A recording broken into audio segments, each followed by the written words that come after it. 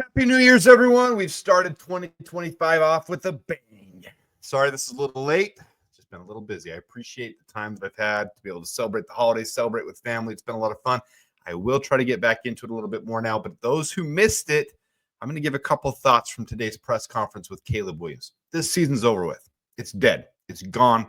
There's very little left. There's one game left against the Packers. Many will say that's very critical. Really, we just have to continue to grow. Whether we win or not doesn't matter. I really think we win this game because the Packers will be sitting a lot of their players. They're coached very well. Doesn't matter. But what Caleb did today in his press conference was very impactful for his leadership and for this fan base as well. I've been on Twitter like crazy. I'm going to show that right here. Let me make it bigger. So this is yours truly on Twitter. And I've been on a rampage trying to show people that this offensive line is not nearly as bad as this fan base is pushing them for, because there's a common thread that happens.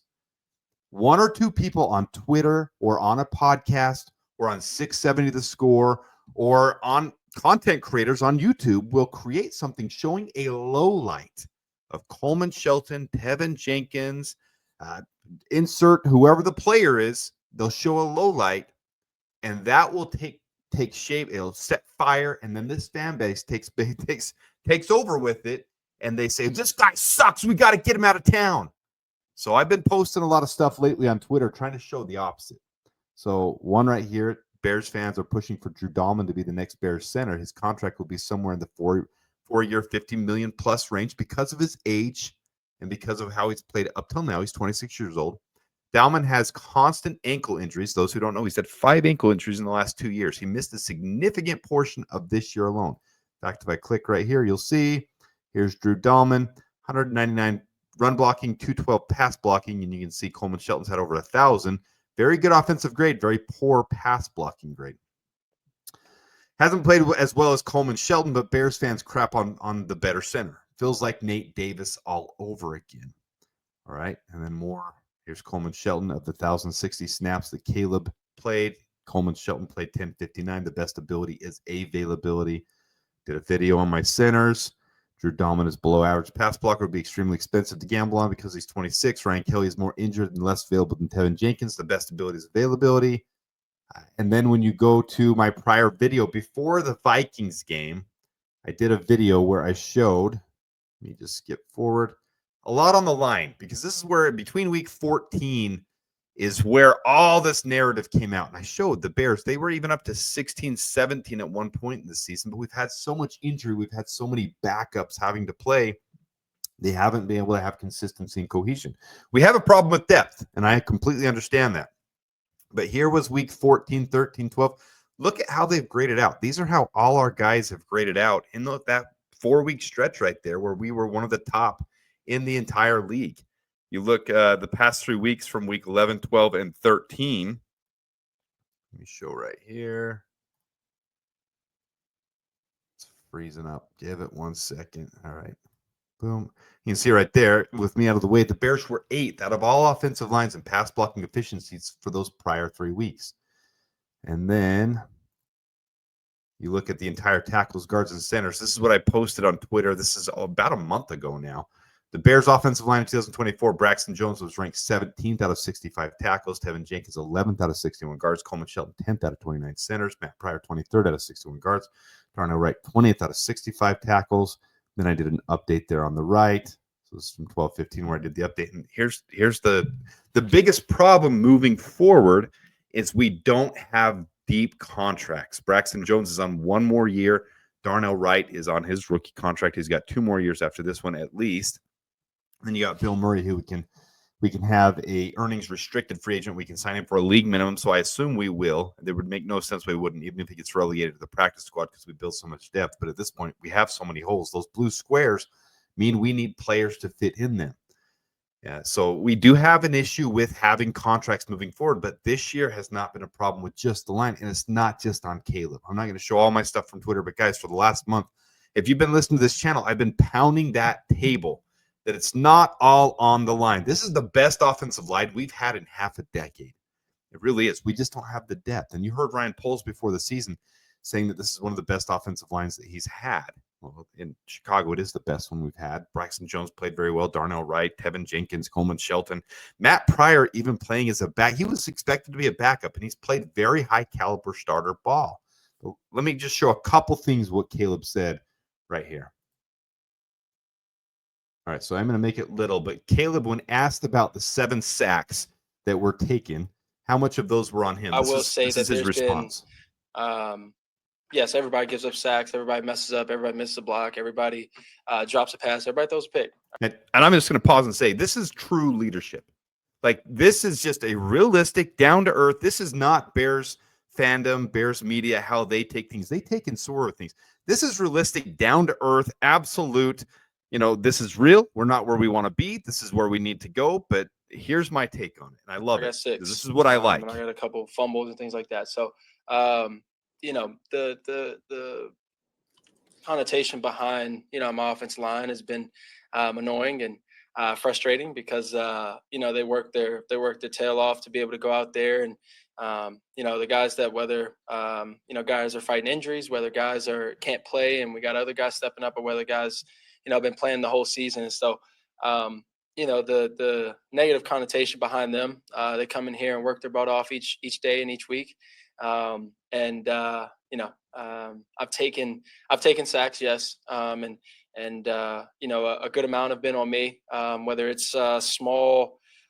He could have easily answered this different. I mean, the question was how many were on you, and he took the time to single out his line and boast them up. It wasn't just, well, 2 or 3 were on me and 2 or 3 were on. That's not true leadership. This is true leadership. The way he's answering this question is true leadership, and it's not just fluff. And some fans are out there saying, well, what do you want him to say? Because he's got to do the politically correct thing. No, this is a heartfelt, true answer, a real answer, but answering it the right way of, here's my accountability, and this is how we move forward. I absolutely, this, if you weren't all in on Caleb Williams before, you should be now. Small things of getting the ball out of my hands, and just maybe dirting it. Maybe not trying to find the perfect route, perfect play, all of that for that situation. Maybe it's just throwing out of bounds, dirting it, finding the check down faster.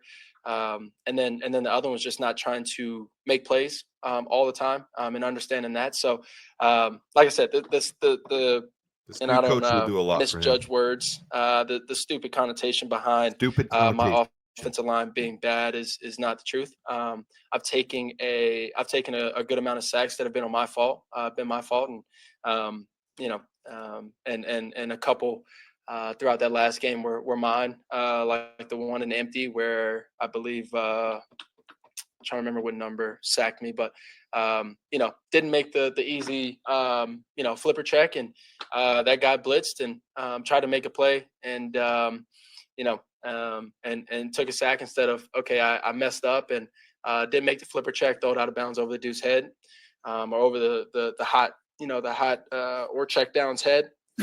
And so took a 14-yard sack on that one, I think it was, and put us in a bad situation. So there's been many times this season where, yes, people have given up sacks, sure, and then myself is completely a part of that. That's about as good an answer as you can give. Some are on me. Yeah, they have given up some sacks. 67 sacks. People are making this huge focus and emphasis that this is the worst line ever. I've seen that nonstop. I mean, there's so many fans saying this is the worst. It's the best offensive line we've had in 5 years. So I'm not trying to crap on Caleb. I'm not trying to crap on the line at this point. I'm not trying to do any of that, but I am going to show a couple things here. This is from the first time we played the Vikings, and I posted this a while ago. So this was an example that I was giving of, is this on Caleb? Is this on the line? So this is a sack. Held it a little too long, didn't dirt it, took a 5-6 yard loss when we didn't need to take a loss. That was a sack. That's 100% on Caleb. In fact, if you jump in here, I think I attached another one too. Here's another one. This went down as a sack as well.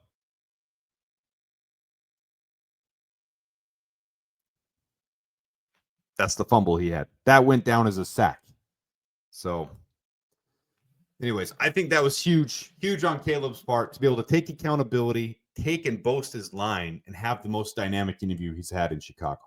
Because this game doesn't mean anything in comparison to moving forward to next year. We've got so much salary cap. We've got really, really great draft spots with one in the first, two in the second, one in the third, potentially more. Ian Cunningham rumors flying around. Maybe we get another third for him. Maybe we trade back. There's a huge opportunity this offseason.